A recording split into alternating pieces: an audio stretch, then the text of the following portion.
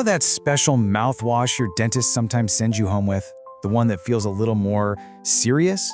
Well, that's probably something called chlorhexidine. And let me tell you, it's called the gold standard for a very good reason. So what makes it so much more powerful than anything you can just grab off the shelf? Today, we're going to break down the science behind the undisputed champion of dental rinses. Right? This is not your average minty fresh, off-the-shelf stuff. It has a totally unique way of working that just sets it miles apart from everything else on the market. So what's the secret? What's going on at the molecular level? Let's dive in. Okay, here's our game plan. First, we're going to figure out what chlorohexidine actually is. Then, we'll get into its really cool double-agent mission against bacteria. After that, we'll uncover the one secret that makes it last so long. And finally, we'll settle the big debate: which concentration is better? We'll look at the hard data before we wrap it all up with what this means for you. So, let's get right into it. What exactly is this stuff? You'll hear dentists and hygienists call it CHX for short. Okay, that definition looks a little intimidating, I know, but it's actually pretty simple. Cationic just means it has a positive electrical charge. Think of it like the positive end of a battery. Broad-spectrum antimicrobial means it's an equal opportunity killer. It takes out a whole range of microscopic bad guys. But the real key phrase here, the superpower, is that strong affinity for binding. And that's going to be super important in a minute. And look, this is not some new fad. For decades, we're talking almost 40 years, CHX has been the benchmark. It's the standard that every other anti-plaque rinse is judged against. There's a really good reason it's earned that trust, and it all comes down to its battle plan against bacteria. And this, for me, is where the science gets really cool. CHX isn't a one-trick pony. It's like a molecular double agent, and it can play two completely different roles depending on the situation. So remember how we said CHX is positively charged? Well, it just so happens that the surfaces of bacteria are negatively charged. And you know what they say about opposites? They attract.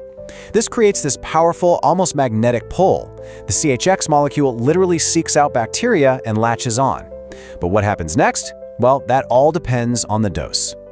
This is its dual personality. At low concentrations, it's what we call bacteriostatic. You can think of it like putting the bacteria in handcuffs.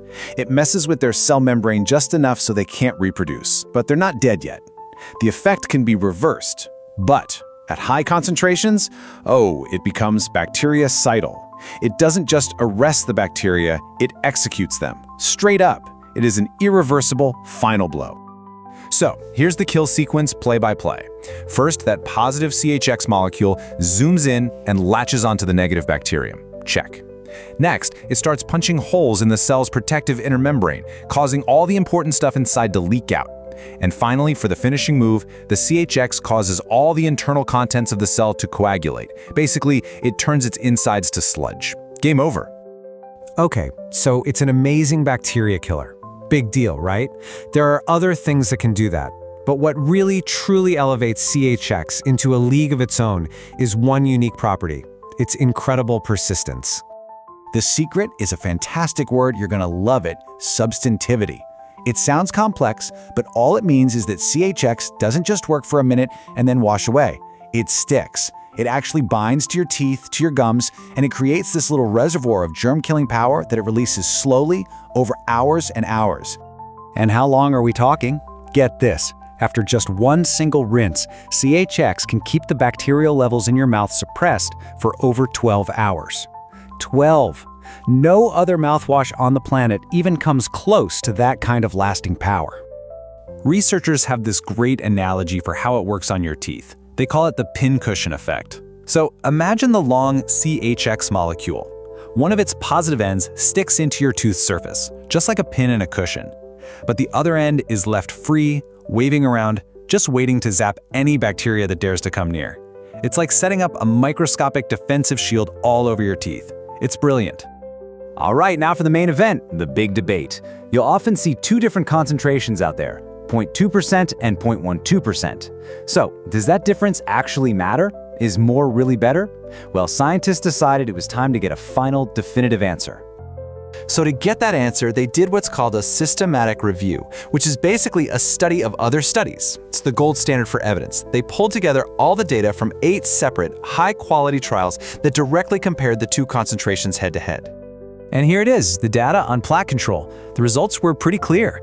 The 0.2% concentration did have a statistically significant advantage. You see that p-value of 0.008? In science, that's a really low number, and it basically means this result is legit. It's not just a random fluke. The effect is real. Now, the size of that advantage was this weighted mean difference of 0.10. Okay, so that's a number. But what does 0.10 actually mean when you're talking about plaque on your teeth? And this is the million-dollar question, isn't it? The scientists were grading plaque on a scale from 0 to 5. So is a tiny difference of just 0.10 on that 5-point scale actually something a dentist would notice? Does it make any real difference to your health?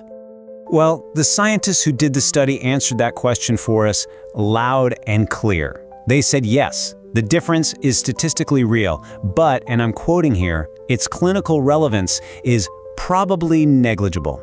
In other words, it's like winning a race by 1/1000th of a second. Yeah, you technically won, but for all practical purposes, it was a tie. And here's the kicker. When they looked at the main reason people use this stuff, to fight gingivitis, which is inflamed gums, the verdict was even clearer. There was absolutely no difference between the two.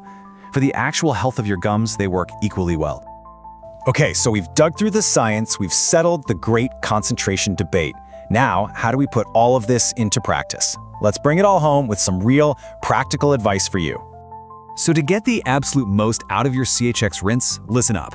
First, always use it on clean teeth. It's amazing at preventing new plaque, but it's not great at removing plaque that's already there. Second, and this one is so important, wait at least 30 minutes after you brush your teeth before you rinse. Why? Because most toothpastes have negatively charged ingredients that will literally cancel out the positive charge of the CHX and make it useless. And finally, remember that amazing sticky pincushion effect? Well, the downside is it can also bind to things like coffee, tea, and red wine, which causes staining. So here's the pro tip. Use your CHX rinse as the very last thing you do before you go to bed. That gives it hours to work its magic without anything getting in the way. So let's just summarize the final verdict.